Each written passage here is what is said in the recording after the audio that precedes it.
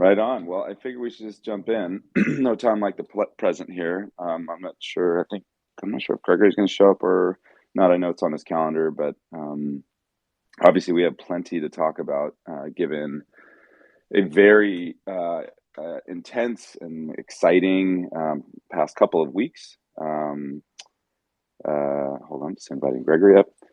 Past couple of weeks as the Regen teams, Regen Network, Regen Foundation, ourselves and Loa Labs team, we all kind of moved through various parts of the world as a really neat ecosystem of humans interacting together at Cosmoverse, at Greenhouse, at the Regen Network, Regen Foundation retreat, like I said. So anyhow, I assume, pardon me, we'll cover some of that ground today.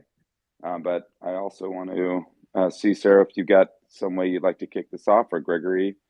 Um, I think you've been invited to co-host, or maybe you're just listening today. But Sarah, what's on your mind? How would you like to cover a lot of territory since over the past couple of weeks, and also we've got some pretty big things on the horizon that it seems like are imminent on the product release front that we can talk about as well. Yeah, I think we keep it really simple this morning, Dave. Maybe we take our community just linearly through the journey that we're all kind of readjusting from being back from. And right now I'm outside of my home in Southern California and I'm looking out in the mountains, and the mountains are filled with this really extraordinary thick fog that blankets the landscape all the way to the sea. So it's sort of a perfect morning to talk about our journey across land. And maybe at the end, maybe we touch on some of our product things, little Cosmos Zero, little marketplace launch, just real briefly, give folks a sense of the signposts that are all around us. So, what do you think about that as a way to approach the conversation, Dave? It sounds good to me. Gregory, how does that sound to you? It looks like you're on online now. You're muted. Hey, good morning. I was just about to try to tweet about our space here. So my mic was hidden behind a layer of Twitter interfaces. Yeah, that sounds good. Yeah, excited to share all the moving pieces and yeah, catch up with the community a little bit. It's been quite a ride. So and lots is still moving. I just would call out that members of the foundation team and R&D Inc. are currently down in Barichara at the refi Barichara gathering, and it's been fun to see Antonio and Joe Brewer sort of live tweeting the event. So it's going to be exciting to see what comes out of that. So, and then some people are even flowing further down the river to DevCon and Sustainable Blockchain Summit in Bogota. So it's been quite a crazy September and October, I think. So much to share, and excited to sort of maybe start from the beginning and go from there. See what questions people have too. I'm gonna go on mute for a second and just tweet out that we're chatting here. Right on. Maybe Sarah, you can guide us at least through the first week together. Knowing you spent a lot of time organizing the Regen Network Development Team and the Regen Foundation team to convene at Racebrook, or at least in the Berkshires, in Western Mass. Really exciting time together. I was really honored to be there as well. But yeah, maybe give us a little snapshot of what happened there. And I think probably to make it resonant for everyone here, particularly some of the takeaways and trend lines you saw after convening groups that really either haven't met or haven't seen each other in quite some time. So kind of an auspicious few days we had together that I think are consequential for some of the future activities in the network. Yeah, so our team, really our kind of broader core ecosystem, went to the great state of Massachusetts. That's a place that I'm very fond of because I grew up there. And we met at a really lovely, interesting lodge called Racebrook, which has a lot of historical history in the Northeast. It's very old, very from the time that Massachusetts was first sort of settled. Um, and we gathered together for the first time really since the pandemic lockdown, as many of our people as we could possibly get there. So we had three members of the Regen Foundation board, including Will. So I think we could bring maybe Will up in this particular conversation as well. We also had Austin from the foundation. We had 30 something members of Team R&D, the software development company, many of whom came from across the world. And many of whom, most of whom, frankly, had never actually met in person. We were also joined by a number of folks from the Low Labs team who work inside of R&D's ecosystem team and are also a validator. We were also joined by Matt from Cerulean Ventures, the VC in our ecosystem, as well as we had the privilege towards the end of being joined by a couple of community members working on projects in our ecosystem. Our friend Sage, who lives in Western Massachusetts, stopped by, and Martine Weinstein and some of his team members from the Open Earth Foundation also joined us towards the end of the gathering. And there was sort of some human trend lines and some functional trend lines that we experienced. I think on the human level, it was really, like I said, one of the very first times that many of our humans had the privilege to be together across different teams.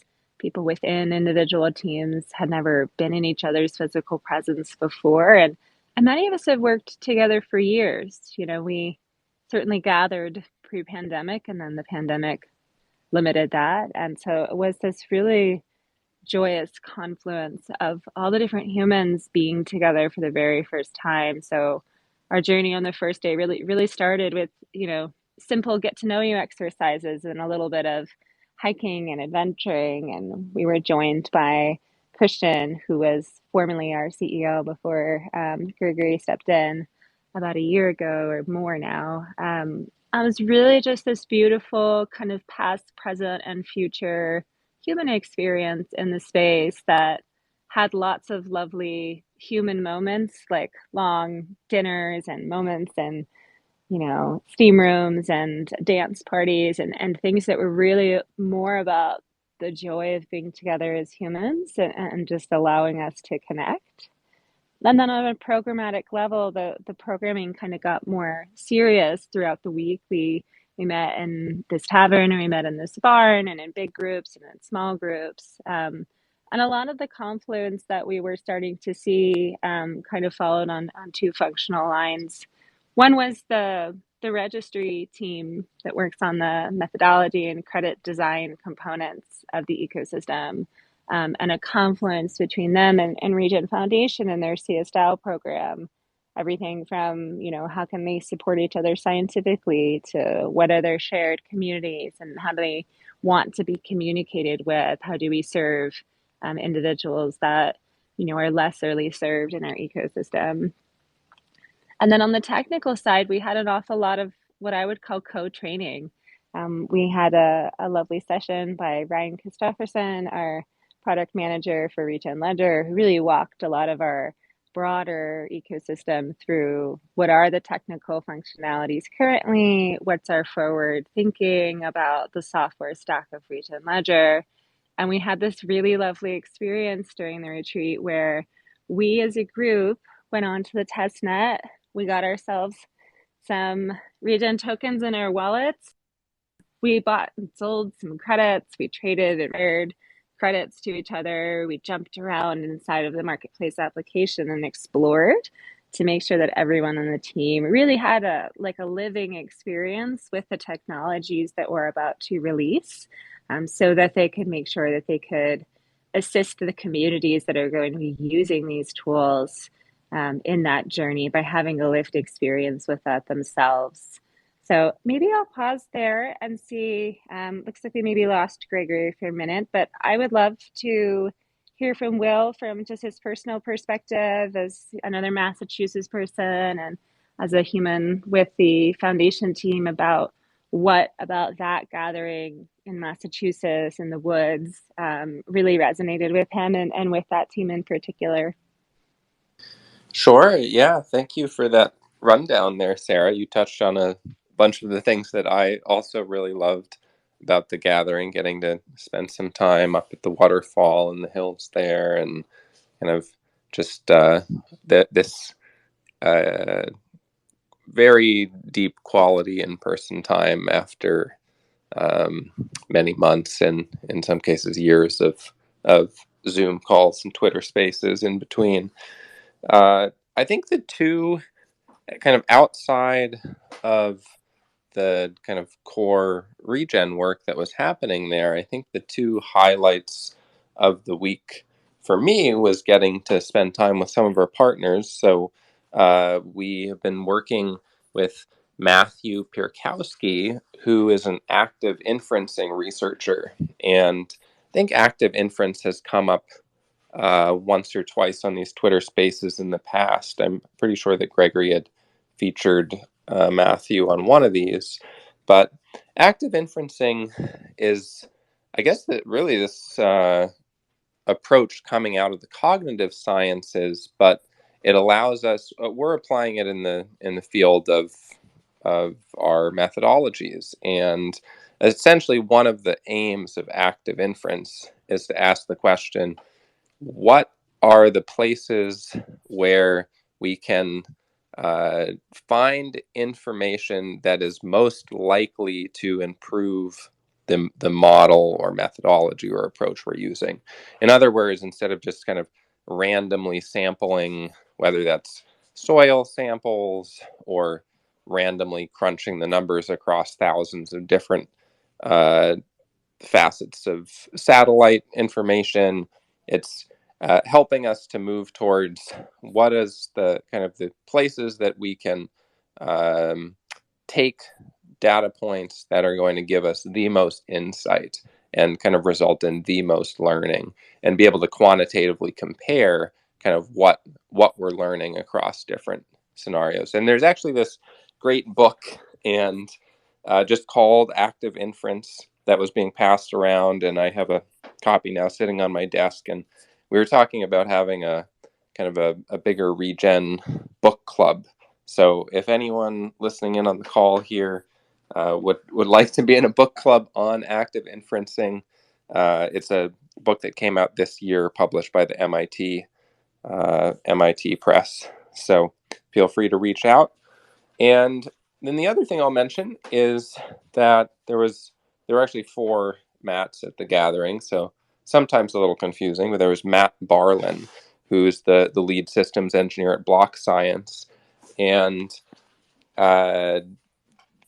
Gregory and I had co-authored this token economics paper along with Kyle Burchard, an ecological economist, a few years ago, and the economics paper ended up focusing primarily on security and looking at what proof of stake, what role it has to play in Regen's architecture. But the thing that Kyle and Gregory and I are all most excited about is how can we actually have our token economics reflect the regenerative and ecological work that is core to our mission here. So one of the conversations with Matt, and that is starting to emerge with Block Science, is how can we have the regen chain itself become increasingly ecologically backed? So to essentially find some way for some portion of newly minted tokens, token emissions, to go to the purchase of some portion of credits being produced. And I guess I'll say we're very early in this process right now, but we do want to follow this spirit of built in public. So just kind of that's essentially all we know so far is that this intention of having a relationship between our token economics and the eco credits that are being minted on Regen Network. And I'm sure there will be some Commonwealth discussions happening in coming weeks and some other places to discuss, but just giving people a heads up that has that process has begun. And again, if that's something exciting to you, please reach out, and I'd love to have a conversation. And I'll pass it back to you, Sarah or Dave. Right on, Will. Yeah, and I'd say, those were a couple of the interesting areas also, hanging with the mats. Um, and I also want to just encourage people too, for those interested in getting a little sneak peek. The Redwood testnet is live. You can get your own faucet of play regen internet money and go buy and sell eco credits. And I was kind of dreaming up this concept at some point, again, all TBD, and I don't think it's not anything urgent, but how do we, knowing that the regen marketplace is going to be, I'd say primarily B2B in its nature, at least early days, how can we maybe as a community figure out how to use a test net or some version of that for playing around and learning how to use the marketplace and dreaming up our own kind of favorite eco credits without having all the requirements set out, obviously, to actually do this in real life. But we can have this little game area, or the regen gaming area of playing, creating, selling, buying eco credits. So something that we can show you how to do right now today with Redwood Testnet, and maybe something more fun and interesting in the future as like an onboarding tool, with something that was a fun little discussion to have. But anyhow, so I think from there, from the East Coast, a bunch of us hopped on a bus. Actually, a lot of us hopped on a huge bus. We all headed toward New York City, and in New York City, we parted ways with some people, but most of us ended up at the at Climate Week. And Sarah Baxendale here on the call did an incredible job of putting together an outstanding event at a gallery designed for the kind of blockchain NFT ecosystem. Sarah, do you want to kind of give us the little play-by-play, who showed up and the nature of the discussion as our kind of final stop in the United States before we headed to Colombia? Yeah, absolutely. So we went to a place on Friday night of Climate Week in New York City called Arcadia Earth. And Arcadia Earth is this immersive, interactive, like physical art gallery, as well as has some virtual tools like VR headsets and other cool metaverse kind of things. And it is designed by this Israeli artist gentleman who his whole goal was really to start a conversation around sort of like what are the opportunities and pitfalls and feelings and spaces around climate impact, and what is it doing to our lives, and what are the action points that we as humans can leverage. So it's this really interesting, dynamic art gallery space that we hosted in this lovely room in the basement, a roundtable style conversation with a number of our community members featured. So we were featuring Gregory and Martine from Open Earth Foundation and Anna Lerner from the Climate Collective in the conversation. But it ended up that we were really largely featuring almost everyone in the room. At least half the people in the room took the mic and spoke in the conversation, which was very much my goal, was that we, on a Friday night after our busy week and also the busy climate week, could have a very present, very honest, very authentic, very mature conversation around the effects of climate change, the role of blockchain in that work, sharing our different community needs and stories. And so there was this really lovely, palpable presence in the room, with about 75 people, various different kinds. We had the climate activists from New York City's climate impact scene. We had folks from blockchain protocols. We had folks from the UN. We had scientists. We had nature-backed currency folks. It was a really wide variety of humans in the room. And we proceeded for 2 hours really to have a shared conversation about where we feel we're at as an industry, what we think the challenges are, what we can do about them, how we can work together, who are the audiences that we need to give voice to. So it's just a really lovely moment where we really paused and really leaned in as a community.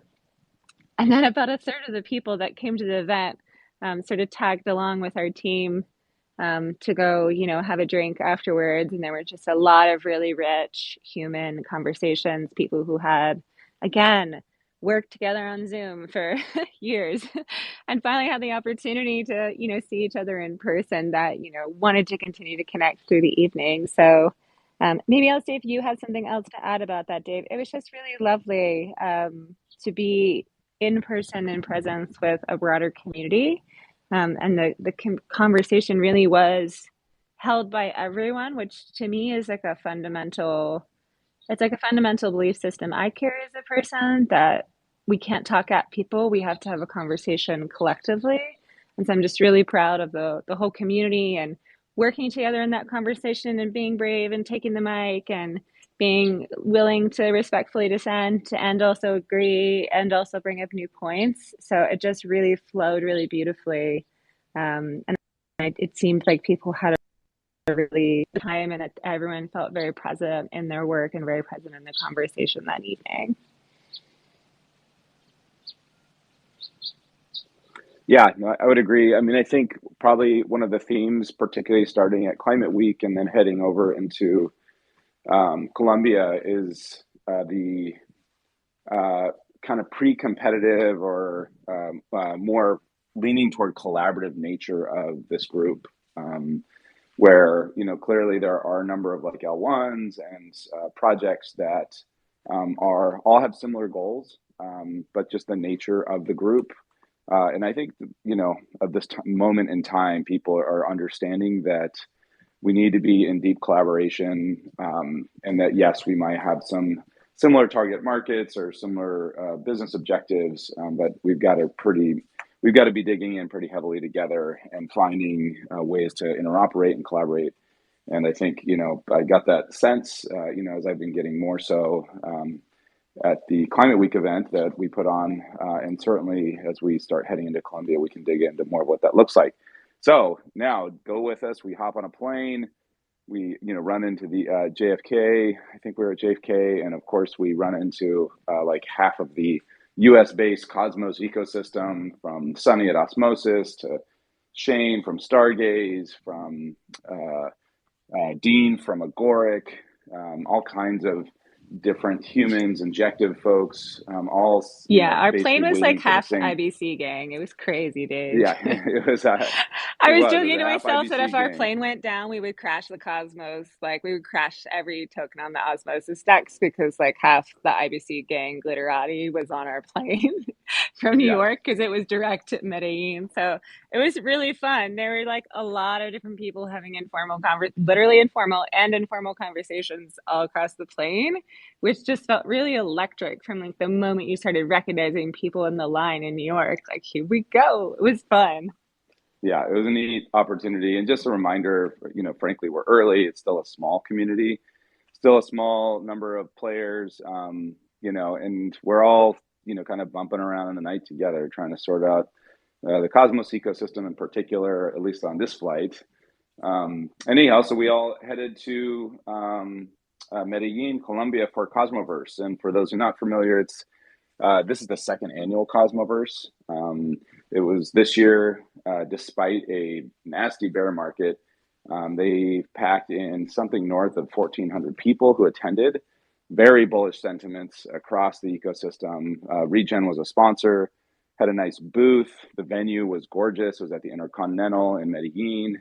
And our team, between Low Labs and Regen Network, Regen Foundation, were able to, due to the incredible affordability of just Colombia generally, we're able to rent out an entire hotel. And again, this was like a 15-room hotel, or something in that range. But it ended up being one of the funnest kind of gathering places throughout Cosmoverse, as different community members, refi folks, the Barichara folks, the Cosmos folks, and friends all used our place as a little camp and base due to the nice steam room and the pool and all the fun places to hang out in an incredibly beautiful city called Medellin.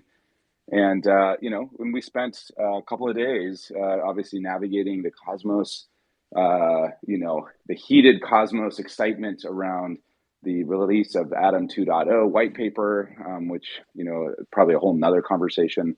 That was a big buzzy moment. And just, the continued explosion of the IBC gang as, between DYDX coming over and not Dolby Digital, Delphi Digital, thank you, came over, and all these bigger protocols are moving into the Cosmos ecosystem for obvious reasons: the sovereignty, the interoperability, the scalability.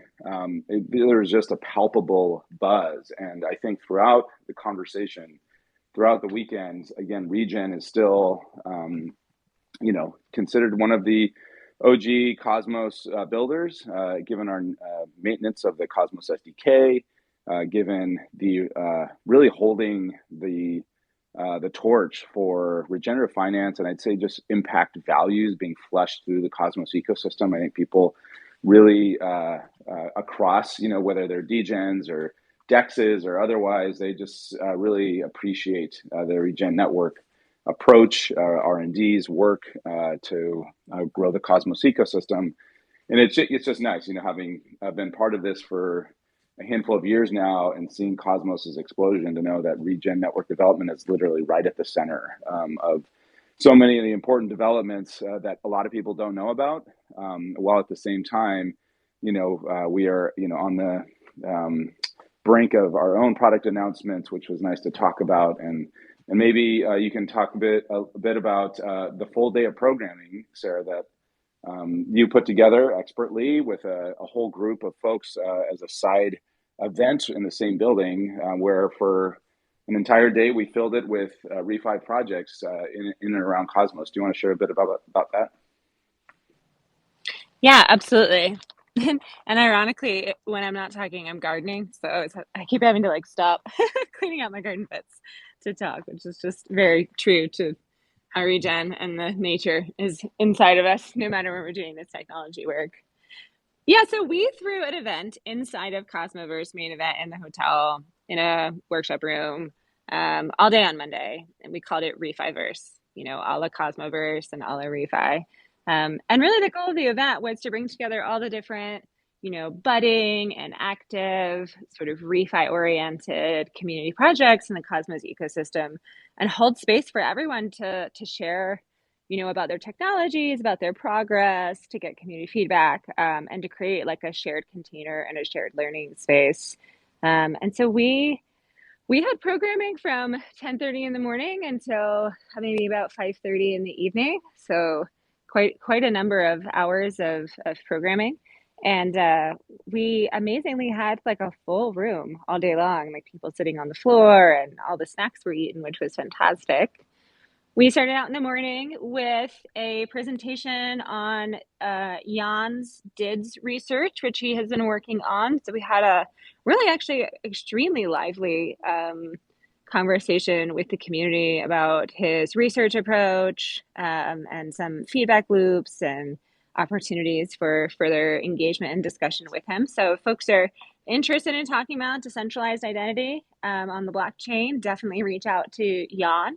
I don't see him in the audience this morning, so he's probably still on the move at Refi Barichara, but reach out to him. His presentation was great.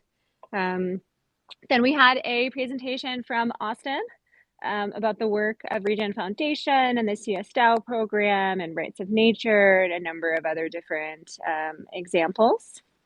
We were then joined by the founders of Chain4 Energy, which is doing an alternative energy marketplace in the Cosmos ecosystem.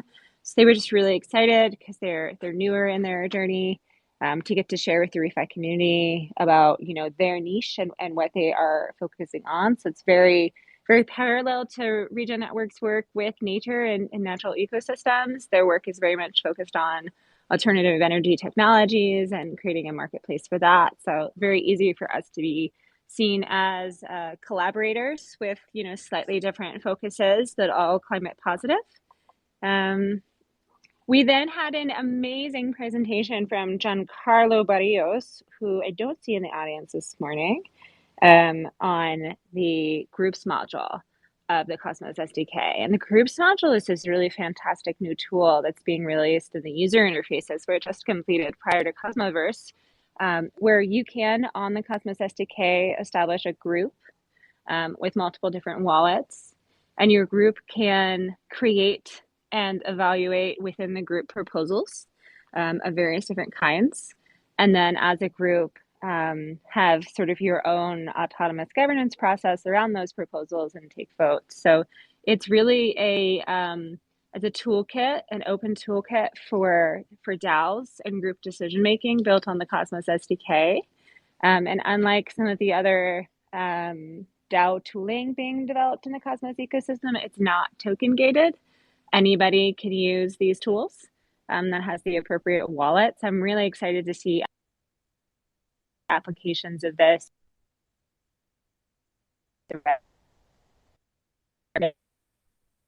partnerships like the CoWG could use the groups module to share and make decisions and really register those decisions, that decision-making process on the blockchain. So definitely dig into the Cosmos SDK groups module. Then we were joined by Sam Bennett, product manager of the registry, and Ryan Christopherson, the product manager of Regen Ledger. And we took a journey through, what is Regen Network? What is the actual technology that we are building? How does the registry work? What is the functionality of the Eco Credit module and Regen Ledger blockchain? How do those really come together to provide the appropriate tools for the user story of designing methodologies and designing credit classes, and then governing those credit classes on the blockchain in order to be able to get to the point of doing credit issuance and credit sale and credit retirement, which is much the functionality of the Regen Marketplace. And we closed off that particular topic with a Regen Marketplace demo. So for the very first time, we showed the community how to utilize the Regen Marketplace application that will be newly launching in just a few weeks now. And Gregory and Sam really took us through examples of, okay, let's buy a credit, let's transfer a credit, let's sell a credit, let's retire a credit, let's put a credit in a basket and move it. So it's really great to really walk folks through that functionality and get their feedback. And then we had two more ancillary moments on this journey, and you'll have to tell me if I forgot anything in the schedule here, Dave. We had a panel about the Cosmos Zero campaign, which you've heard us probably talk about before, but it's a campaign to partner with the Cosmos ecosystem protocols for them to identify and offset their carbon control into sort of a climate positive investment. And so we spoke with Fraser from Checked, which is a protocol that has already committed to offsetting. And we talked to Dojmos of Osmosis, where we'll be launching the NCT Regen pool after the Regen Ledger Polygon Bridge launches in just a few weeks again. So we had this lovely panel of just discussing, what is this program? How's the program work? And then we kind of took a journey through, what are the reasons why some of these, fairly significant scale protocols in the Cosmos ecosystem, went through a community governance process on Commonwealth to say, yes, we as a community think that climate impact is important and we want to do something about it. And we're going to do it through the Cosmos Zero program.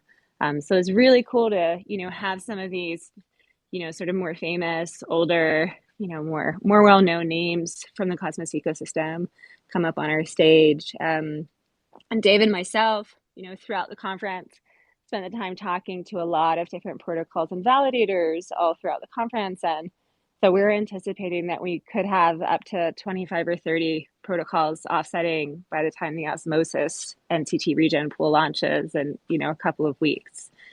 And then we ended with a Gitcoin sponsored happy hour. We took a magical journey into the cosmos and had some cacao, sort of grounded down, kind of moved our energy around a little bit at the end of the day. It was a long day. But the beautiful thing about having such a defined space was it really was a gathering point for the refi community all day. And then from there on, like Dave was saying, we had our own hotel down in the Poblado neighborhood, and we really kept an open door policy and had a couple of, late night events in the space, really welcoming in our long-standing partners across the Cosmos ecosystem, our former team members, our, Cosmos SDK collaborators, our refi friends, and really just sort of kept an open house for the rest of the week. And it really felt like we had built this like lovely family living room by the time, we were in the position of having to sort of wind down our adventures at Cosmoverse. So I think we're all just really grateful to have the opportunity to see some old friends like Ethan and Helena and, Vale and other folks that are really steeped in the longevity of the Cosmos architecture and its future at a community-wide level. And then really grateful to have just had our own space and had the opportunity to hold space for other people to tell their stories and build community. It really felt like by the end of the Cosmoverse experience, we had built a lot of shared knowledge, shared community, and shared expectations around how we could support each other as Cosmos ecosystem protocols, and then support each other within sort of the refi enclave within Cosmos itself. So maybe with that, I'll pause and I'll see if maybe Gregory is back. Maybe Gregory has some alliteration he'd like to add to the Cosmoverse experience.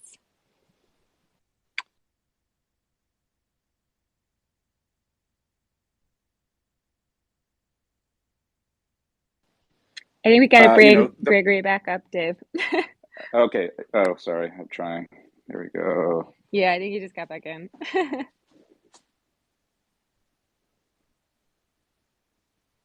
All right. Back up.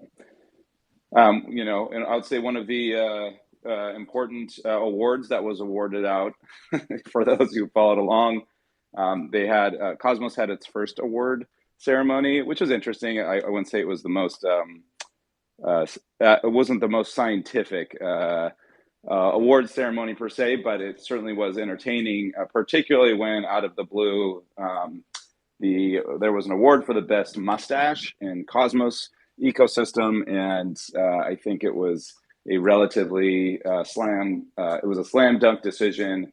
And I remember I was in the hallway with Gregory, and of course nobody alerted anybody that there's a best mustache award, but quickly pulled Gregory and let him know that his stash was projected on top of a gigantic screen, and he was getting an award, and he needed to run up there as fast as possible. And so it added some really fun kind of levity for an end of a really exceptional conference.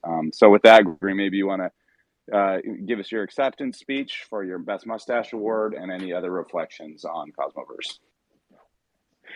I'd like to accept this reward on behalf of my mustache. Thank you. So let's see. Actually, what I'm excited to dig into and sort of and jam about is actually starting to move forward in time to the greenhouse event. But Cosmoverse, just sort of to put a bow on all the great shareback that Sarah was sharing, I think, two observations. Observation number one, Medellin is a really fantastic city. It's so beautiful. I definitely recommend that people who are digital nomadizing consider landing into Medellin. They have a very progressive municipal government, and I actually got to jam with their director of innovation and starting to, I guess, kind of Cosmos pill them. They have a lot of need for municipal transparency tools for governance, both at the neighborhood and the municipal level. And I actually think with the group module shipping to the Cosmos SDK and some of the other governance work that's happening, having just really powerful open source municipal governance tools, I think is not only possible, but also really important. And I could kind of go on a whole rant right now, if we want, around the importance of non-monetized, non-financialized governance tools and why Cosmos is so superior, I guess, to using an arbitrary smart contracting layer one to do the kind of work that really needs to happen in much of the developing world. I don't think we should be asking municipal governments to be deploying their tax or land registry or democratic, transparent governance software on top of a rent-seeking tech stack that people are paying fees and whatever the random, token is. I think we should really be building out open source tools so that people can spin up their own chains and manage their own affairs in an interoperable way. It just so happens that Cosmos makes that possible. I think they got pretty excited about that. So there were several people in the administration there in Medellin who had some significant free open source software experience, and sort of to be able to take them on a little tour of the tech stack and what's possible. There was some excitement there. So that was really fantastic. And I sort of started that little rant with just the observation of how epic Medellin is. It's so beautiful. It's like walking through a solar punk dream where you just have, all of the most beautiful tropical plants taking up every space possible on terraces, vines going up the side of buildings, in the right of way between roads and, sidewalks and pots and on patios. And so it's just like every building is just sort of exploding with life. It's really exciting. At some point, I'm going to, make a little, just assemble some of the photos I took. And gosh, I wish I could have spent a couple extra days in Medellin really to explore a little bit more, but really beautiful city. And as Sarah was mentioning, we had sort of stumbled into having our own little Casa Regen, our own little hotel where we had rented the whole place out for I think there were 16 of us between some of our validators, Regen Foundation, and R&D Inc. And so just sort of like being able to host people. The other observation that I want to make just is about conferences in general, where I think I saw this getting a little bit better, actually. But oftentimes the pattern in these conferences is, you're conferencing all day, you're watching or giving presentations, hanging out at booths or going to booths on the ever present hunt for, cool swag. Lots of activity right during the day. And then at night, there's different projects and protocols throwing these epic parties. But so oftentimes these epic parties just are really loud music with people packed into a room shouting at each other, because mostly people want to talk. You're getting all of these people from all over the world who are Twitter mutuals or doing code together, and really people want to just dig in and sort of like chill and chat, but instead everybody's shouting over the music at the party. This is my biggest beef with how these conferences go. And so, we really wanted to have an antidote to that. So, there was a steam room, tried to keep the music really low and the vibes really chill so that people could kind of flow out of the hectic, scene and actually just relax and have a conversation at a normal tone of voice so that everybody didn't end up losing their voices for the conference. And this is something I'm going to try to advocate to event organizers, forever and ever into the future, that we really like dancing is great, right? I'm a full believer in, let's have a good time, let's go salsa dancing, or let's go to a club or something. But when people want to chat, when people want to have conversations, we definitely need to work on making spaces for that to happen without people shouting at each other, because that's just horrible. So I will say that it was a lot better in Medellin, and I think that's partially because there's so many indoor-outdoor spaces, and things tended to be a little bit more spacious than some of the other conference venues. So it wasn't as bad as maybe I'm making it out to be, but we were happy nonetheless to be able to host really a chill vibe spot and kind of like accept refugees from the intensity into a nice, regenerative locale at Casa Regen. So yeah, that's sort of my adding to the layer there on top of what you all have been sharing about Medellin. And yeah, and can I dive into Greenhouse? Is this an appropriate time? I have so Dive many away. fun things to share. Dive away. Awesome. So Greenhouse was an event that was organized by Bico WG, the blockchain infrastructure carbon offsetting working group, which is sort of like, in a way, I think it's the OG refi org, right? So Regen and Klima and Toucan and a variety of other orgs have all been kind of working, open sourcing carbon emissions calculators and, building, token standards and thinking about things. And this is really thanks in a huge part to Dave. Thank you. And Sarah B, thank you. And not present on the call, Daniel Huang. Just like huge amount of work to sort of bring people together and do open work to try to build the industry. And so Greenhouse was envisioned as a space between Cosmoverse and DevCon to really get a bunch of industry actors together. And gosh, it was beyond I think my wildest dreams, who came and what we accomplished. Just so exciting. And I think there's going to be more and more information about the work streams that are happening. There's going to be more and more activity on the Bico WG Discord, where a lot of this is going to start taking place. And this is really, I think, the next step in a co-creative and collaborative arc that we're going to see sort of culminate probably, in a year or so. And there's just a lot of stuff that emerged. But some of the things that I wanted to flag that are extra exciting and really cool for kind of the Regen Network community to start to understand is, I'll take it from the top. One is interchain carbon. Two is chains with benefits.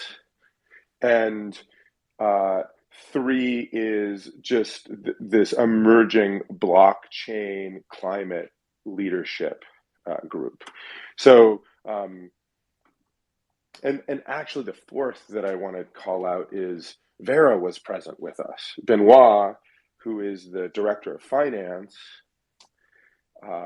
or finance innovation, I think, at Vera, came down, and we just had a fantastic set of conversations with him. He was super open, and really, I was so excited just to sort of, see, show, and dig in to where we have commonality, where what we're doing can actually, empower and improve Vera's capabilities.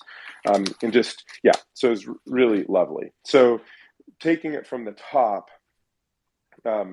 interchain carbon, there's a bunch of really exciting work on what it looks like to build the right standards and approaches to have sort of chain agnostic carbon where, and there was a commitment from a whole big set of stakeholders, including Filecoin, Ripple, Solana, Cosmos ecosystem, Regen specifically, Topple, I'm missing somebody, Hedera, Hashgraph, to, over the next 6 months, work together to establish common standards, originate a carbon asset on Regen Ledger, and move it between all of those different ecosystems and back to Regen for retirement, which is exciting, right? To get that kind of buy-in and to get that kind of buy-in to a pilot It's just really exciting. So lots of work,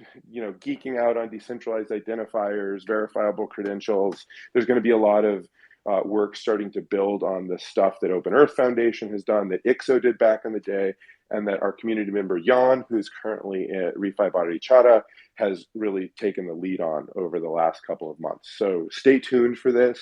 For those of you who want to engage, there's going to be a whole work stream on this sort of interchain carbon standards, DIDs, metadata, verifiable credentials. I know it's going to weave in to some of the other working groups that are happening, but to get the buy-in from, kind of a critical mass of layer ones, right, was really exciting. Moving on, the next thing that I was especially excited about was this concept of chains with benefits. This was actually Peter from the Ripple team who came up with this name. Shout out to them. And they're doing some really cool things, actually. I never would have thought, and you never know what people are up to until you actually get to spend some time with them. So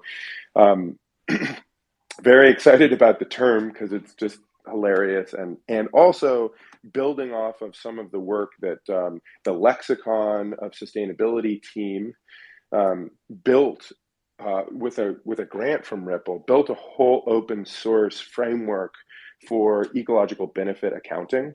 It's really beautiful. I think we're going to be sharing more and more of that. A lot of this was influenced in some way by early participation from Regen in a set of work streams that the Lexicon had been doing 3 years ago.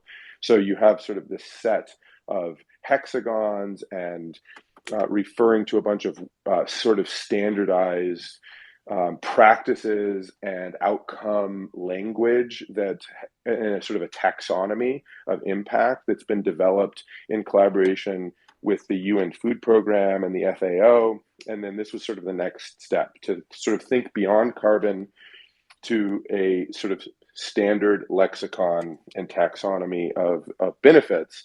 Now, Timo in the audience, myself, many of us have taken different cracks. I really love the sort of base and Dow concept of core benefits. This is very similar. What's amazing is that Douglas and his team are just fantastic at polishing. So they just did a synthesis of all of these different approaches and created a beautiful visual language. So, and they're also inviting everybody to sort of move beyond the language of ecosystem services, right? Servitude, services, they point out, comes from servitude, which is Latin from slavery and enslavement, and the concept of sort of owing service to a master. They were sort of inviting everybody to think what sort of rooted in ecological function and the benefits that healthy ecosystems are producing, sort of a different root, different etymology, different, I guess, sort of worldview. So the ecological benefits frameworks was just a part of what influenced this commitment that took place between, and this is a little bit of a long and winding story, so apologies, but hopefully people are getting just a glimmer of the context and co-creativity that was taking place. The Chains with Benefits group was sort of digging in and saying, what does it look like for a group of layer one blockchains to be committing to not only producing, but transparently accounting and creating the toolkit for ecological benefit accounting. And so again, this is Solana, this is Filecoin, this is Hedera Hashgraph, this is Ripple, this is Regen and our Cosmos ecosystem folks, and Celo and beyond. And so, I think that group of 7 at the beginning that were all present, plus I think this is going to be opening up and really building a lot of momentum. How do we create that pre-competitive public infrastructure? Very exciting. And then the next point on kind of my tour of what I found very exciting about the greenhouse event was just this evolution of, at Regen Network, we have really, I think, in a way, been struggling to land our value proposition as everybody sort of splinters off and explores the refi territory. Why have we taken the road that we have at Regen Network? Why do we care about a sovereign, neutral, application-specific blockchain? Why do we think that that's important and vastly different from other approaches where you're just sort of putting a smart contract up on a different layer one blockchain? Well, we really got to explore that in a little bit more depth. I was able to articulate some of our beliefs to these other layer one folks, including Cello, which, it's been hard. The enthusiasm and vibrance of Cello sort of investing into this ecosystem has been both exciting and sometimes a little frustrating, because like, hey, let's find ways to collaborate. It feels like this is sort of, going into competition land. And what I really found heartening was when I started to shift the language from app chain, which I think nobody really understands what an app chain is, except outside of the Cosmos ecosystem, to describing what Regen Network is as a multi-chain layer 2 that is specifically dedicated to originating ecological assets. It was amazing how the reception and enthusiasm and excitement from these layer one ecosystems just sort of sprung forth. And so it's all, it's just amazing what a little bit of a relanguaging can do. So I did a quick little tweet thread about this, but just, the thesis of Regen Network has always been we need a neutral origination system where we can manage ecological data, claims, we can govern standards together so that those assets can then flow out into the burgeoning refi space. And that space needs to be sort of neutral and pre-competitive. If everybody is deploying their token issuance smart contracts and standards across different blockchains in a fragmented way, what is likely to happen is a race to the bottom, where the applications, the tokenization schemes that are able to hype the most are going to win in the market dynamics. And that's not what we want. We want to create a scenario where quality, transparency, community engagement, legitimacy is really stewarded by the community, and we're going for impact, not just hype, right? And in order to create that, I think we've always believed at Regen Network that we need to have the right stakeholders governing this sort of trust machine, this legitimacy machine. And that needs to be both refi participants, the layer ones, the dApp developers, but also, and maybe more importantly, indigenous people and scientists, activist groups, so that together we can really establish this pre-competitive framework for ecological benefit accounting. And I'm going to use that term, ecological benefit accounting, because I really love it, using our eco-crediting framework.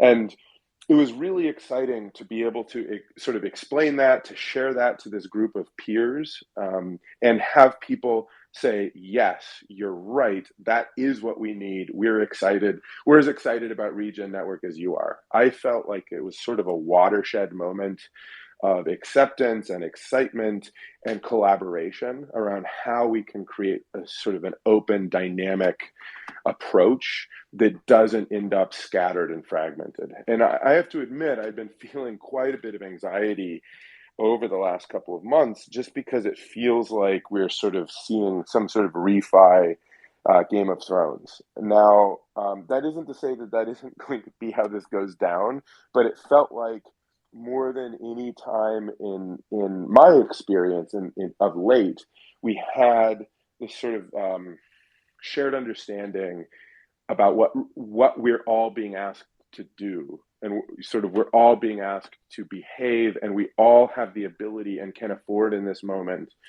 to be cooperative, to out-cooperate the competition, and to invest in a shared infrastructure. So I'm feeling pretty optimistic coming out of Greenhouse event. I think it was only really possible, that kind of, through long-form conversation, through sort of some experiences that weren't just talking with or at each other, There was a lot of different dynamic ways of engaging. We went on some hikes together. We sat around a fire with some indigenous elders and had them tell us stories. There was time in hot tubs and steam rooms and cold plunges. So there was enough. I think part of what kind of created the field that allowed for this sort of commitment to be arising was really it not just being a conference where people are pitching each other, but instead sort of substantive dialogue, sometimes even debate, and then getting out of the conversation and just getting out into nature. So just big kudos and applause to David, to Mariana, who was on the LOA team helping produce everything, to the Bico crew, and just really what the greenhouse event was just sort of beyond my expectations. So I think I kind of covered more or less what I was hoping to share. Thank you, Gregory and Sarah. We are at the top of the hour. I want to honor everybody's time. Sarah, any kind of tie-ups you want to bring around greenhouse or otherwise as we set sail into the rest of the week? Yeah, absolutely. I want to ground us back down into place before we depart. The greenhouse retreat was at a beautiful eco-village built by hand by community members that decided to acquire or steward this particular piece of land, which is high in the Magdalena watershed, which is the only watershed in all of Colombia that remains undammed.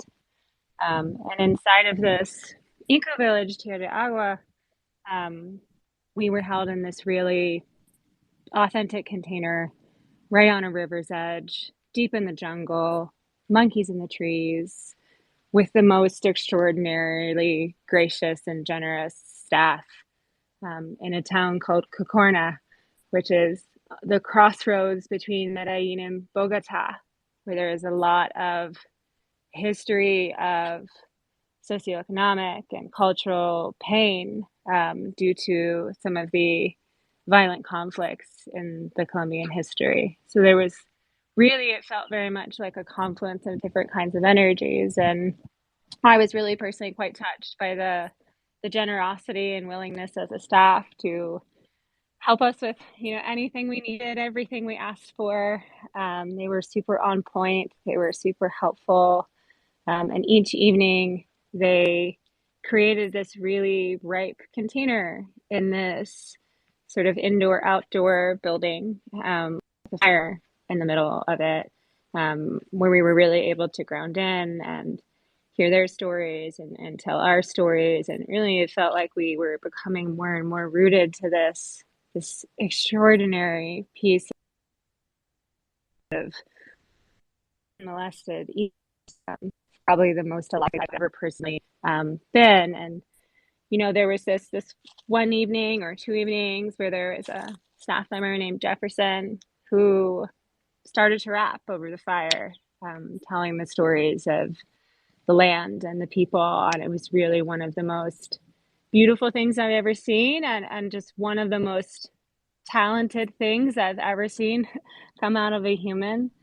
So I want to let folks know about this extraordinary place that is rooted in all of the systems that we believe and filled with humans creating economic opportunities through, the story of place and creating a place where people can come and have that experience. So I do think a lot of our success at Greenhouse had to do with the humans and the willingness, but I also think much of that was rooted in how the land wanted to hold us through that journey, and that there were unspoken and, untangible gifts that we were given in that space that I think I will carry with me forever. So people, place, that's the reason we talk about tech and process and interchain, superchain, other chain, Worldlandia.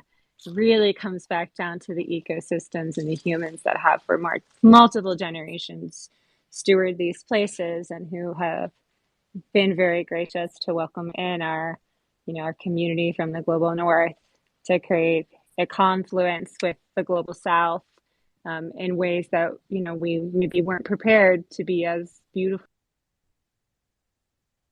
fullest needs and expectations, and their presence, these humans in this place, were a massive part of that success, and they definitely deserve our shared gratitude here on Twitter Spaces this morning. So with that, there is a video of Jefferson rapping on some of our Twitters. So I definitely recommend tuning in, especially if you do speak Spanish, because there are beautiful poetry inside of all of these relationships to this particular place. So with that, maybe I'll pass back to you, Dave, and you can kind of close us out for this morning. Yes, thank you for kind of drilling it back into the ground, or planting it back in the ground. Thank you, Sarah. Yeah, I think that brings us to the end of our Regenerati News Hour. Thank you, everyone. Sorry, I know we did take a bit of a break, and we'll try to be better about keeping the cadence even while we're traveling. But it felt right to drop some of our respective obligations and responsibilities, just to sit in circle and be with each other. And felt really good. But there are some big things on the horizon. Definitely tune in next week. We should be imminently announcing a hard date for the launch of the marketplace, and some other developments related to the bridge and osmosis and all kinds of things that are coming down the pipeline in October and November, that have been long planned and long worked on, but are really coming to fruition. So look forward to that. We will see you next week, Thursday, 8 a.m. Pacific, 11 a.m. Eastern. Everyone have a great day. Take care. Bye-bye.